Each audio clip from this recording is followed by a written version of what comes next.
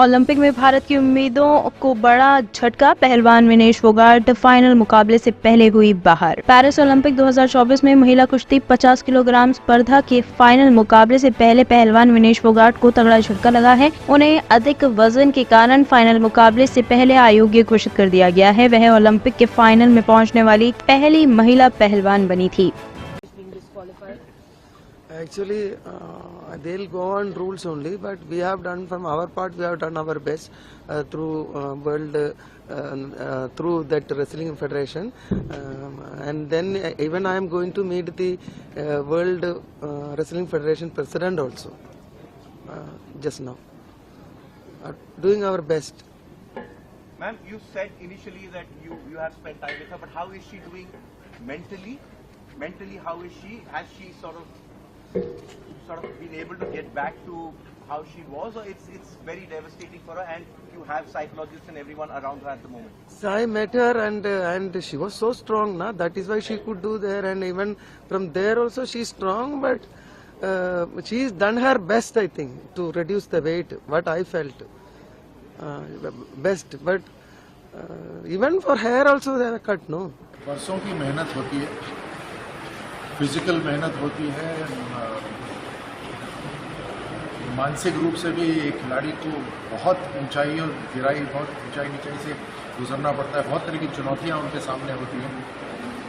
ये सब करने के बाद हमारी जो रेसलर है वो मुकाबले में उतरी और उन्होंने जिस तरह का मुकाबला करा, उनका पहला मैच ही एक बहुत ही तगड़े खिलाड़ी के साथ था। उन्होंने वहाँ उनको परास्त करा। उसी से तय हो गया था कि वो स्वर्ण पदक के दावेदार हैं, और उसके बाद जिस तरह से हर मुकाबला करा वो एक असली चैंपियन की तरह खेल रहे थे। अब इन ओलंपिक खेलों के जो रूल हैं, कायदे कानून हैं, उसके अंदर जो हर रोज़ जो इनकी वेट जो नापा जाता है, उसके अंदर मात्र 100 ग्राम से ऊपर पा गए, तो बहुत दुख की बात है। और विनेश के लिए मैं यही कहना चाहूँगा कि वो हमेशा से चैंपियन थी, हमेशा से चैंपियन रहेंगी, और आगे भी उनकी अभी तो उनकी उम्र है, वो हिम्मत नहीं हारे। पूरा भारत उनके साथ है, और एक बार जो चैंपियन होता है वो पूरे जीवन भर चैंपियन रहता है।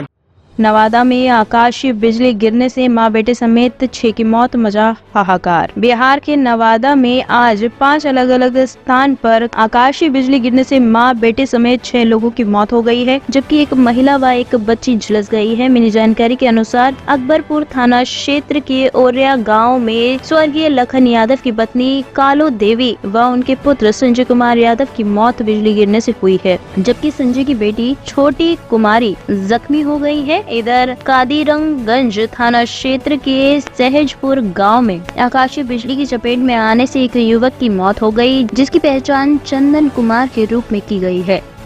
दिल्ली में बड़े सट्टेबाजी रैकेट का भांडाफोड़, 14 गिरफ्तार, 2.21 करोड़ बरामद। बाहरी जिला स्पेशल स्टाफ ने देर रात पश्चिम बिहार वेस्ट इलाके में क्रिकेट मैच पर सट्टा लगाने वाले गिरोह के 14 सदस्यों को गिरफ्तार किया है। पुलिस ने इनके कब्जे से 2.21 करोड़ रुपए नकदी बरामद की है। पुलिस ने मौके से सट्टेबाजी में प्रयुक्त ब्रीफकेस की तरह 2 डिवाइस, 18 फोन और पहचान पत्र बरामद किए हैं।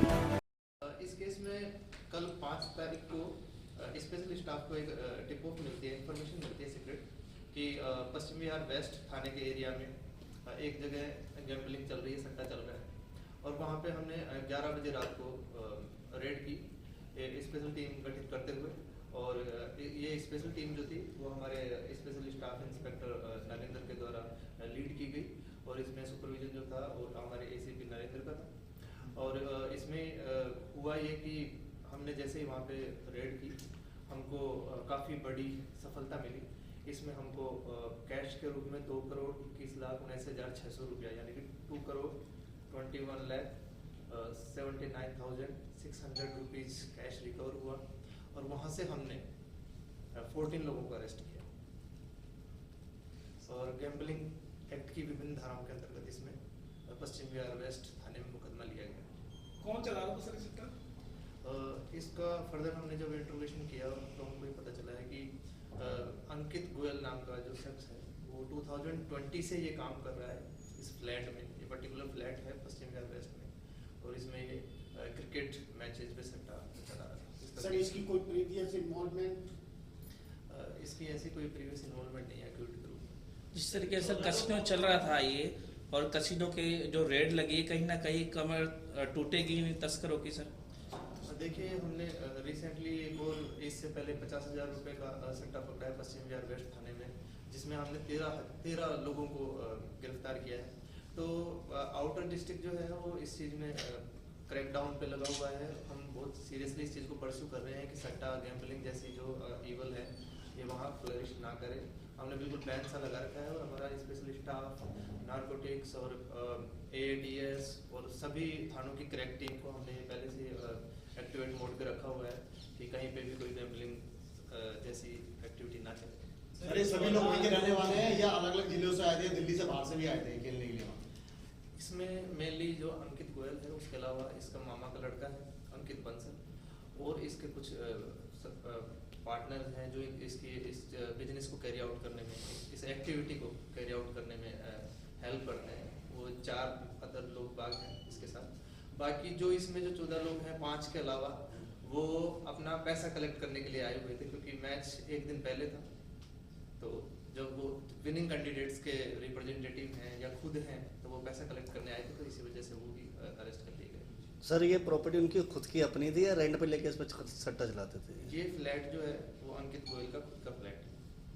और सर अंकित गोयल के ही फ्लैट पे एक साथ से बुक चल रही थी मैच की? ये 2020 से 2020 से कंटिन्यू ये चीज चली जा रही थी। और इसका सेटअप अगर आप स्वयं भी जाके देखेंगे वहाँ, तो आपको लगेगा कि यहाँ कुछ ऐसा बिजनेस संबंधित चल नहीं सकता। बिल्कुल नॉर्मल सा फ्लैट है, जैसे घर में कोई रहता है। सर पैसों के अलावा कुछ और बरामद हुआ इनके पास से, लैपटॉप या फिर LCD वगैरह, क्योंकि मैच पे सट्टा लगाते थे, तो हो सकता है इनके पास से और भी बरामदगी हुई होगी? इन लोगों से हमने 18 मोबाइल रिकवर की, 2 सूटकेस टाइप की मशीन्स थी जिनके थ्रू कॉन्स्टेंटली कम्युनिकेशन होता था और बैट लगाई जाती थी। वो 2 सूटकेस हमने मशीन वाले रिकवर की। हमने इनसे 2 करेंसी काउंटिंग मशीन्स भी रिकवर की। सर ये किस तरीके से करते थे? क्योंकि एक पहले डब्बा बोलते थे एक छोटा सा, जिसमें से आवाज आती थी और बैटिंग के रेट्स वगैरह आते थे उसमें। क्या अभी भी उस पैटर्न पे चल रहा है, या फिर कोई नया कोई टेक्नोलॉजी आ गई है जिससे करते थे लोग सट्टा? ये परसेंटेज वाइज प्रॉफिट फिक्स किया जाता था, जिसमें जैसे हमने उनसे डेमो लिया तो उन्होंने बताया कि कुछ मैचेज में 70% का मार्जिन होता है, कुछ में 80%। डिपेंड करता है कि कौन सा मैच है, क्या है, वो उनके अपने सीरियसनेस या फिर मैच को देखते हुए कुछ परसेंटेज डिसाइड वो करते हैं। तो इसमें ये रहता है कि जितना आप लगाएंगे उसके प्रोपोर्शन में बढ़ा हुआ आपको प्रॉफिट मिलता है, और अदरवाइज आपका जो पैसा है वो चला जाता है। मैं ये जानना चाहूँगी ब्यूरो रिपोर्ट टीम तफ्तीश न्यूज़।